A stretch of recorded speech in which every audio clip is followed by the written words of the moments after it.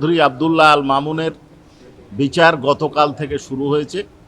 Opening statement দিয়েছেন রাষ্ট্রের প্রধান আইন কর্মকর্তা অ্যাটর্নি জেনারেল সাহেব এবং লার্নেড চিফ প্রসিকিউটর। এরপরে প্রসিকিউশন পক্ষ থেকে গতকাল এই আন্দোলনের একজন অন্যতম ভিকটিম খোকনচন্দ্র বর্মনের জবানবন্দি নেওয়া হয়েছে।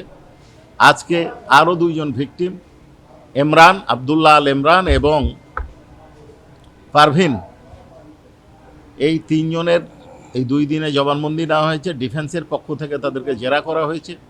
ভিকটিমরা তাদের কিভাবে আহত হয়েছে, কারা এর জন্য দায়ী, তারা কাদেরকে দায়ী মনে করেন, কিভাবে ঘটনা ঘটেছে তার পূর্ণ বর্ণনা ট্রাইব্যুনালে দিয়েছেন। আসামি পক্ষ থেকে তাদেরকে জেরা করা হয়েছে এবং তাদের বক্তব্য উপস্থাপন করছে। পরবর্তী ধার্য তারিখ 6 এবং 7 তারিখ আছে।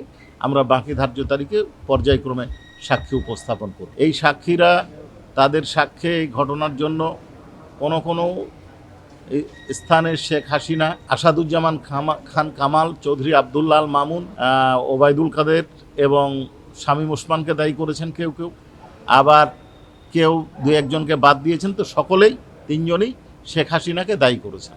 চোখ হারানোর ঘটনাটা ঘটেছে, এটাও যাত্রাবাড়িতে। নো ট্রিটমেন্ট নো রিলিজের এই ঘটনাটা এটাও যাত্রাবাড়িতে না, আহতটা হয়েছে বিজয়নগরে এবং পানির ট্যাঙ্কের কাছে। এবং এটা ঘটেছে একটা সম্ভবত 19 তারিখ। 19 তারিখে হচ্ছে আব্দুল্লাহ আল ইমরানের ঘটনা। ওইখান থেকে ওনাকে নিয়ে যাওয়া হয়েছিল, হাসপাতালে ভর্তি ছিলেন, ভালো মতো চিকিৎসা হয় নাই।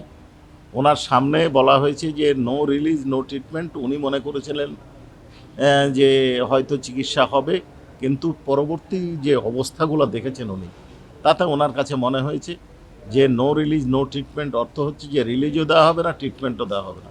এবং ওনার পা পচে গেছে কিন্তু চিকিৎসা দেওয়া হয়নি। ওনাকে বলা হয়েছে সকাল 8টায় অপারেশনে নিয়ে যাওয়া হয়নি। আরও বিভিন্ন অনিয়ম, ক্যাবিন দেওয়া হয়নি, দুর্গন্ধে মানুষ থাকতে পারছিল না, সেইখানে তাদেরকে সহায়তা করার মতো লোক ছিল না। এ ধরনের বিস্তারিত বর্ণনা উনি দিয়েছেন।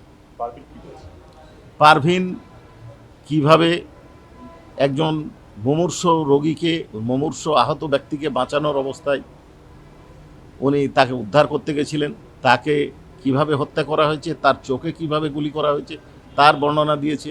তার চিকিৎসা করা হয়নি, 5 তারিখের আগে ভালো হবে সেটার বর্ণনা দিয়েছেন। 5 তারিখের পরে তার চিকিৎসা ভালো হয়েছে সেটা বলেছেন। উনি এই ঘটনার জন্য যারা দায়ী তাদের নাম বলেছেন, একজনের নাম বলেছেন এবং তার বিচার চেয়েছেন।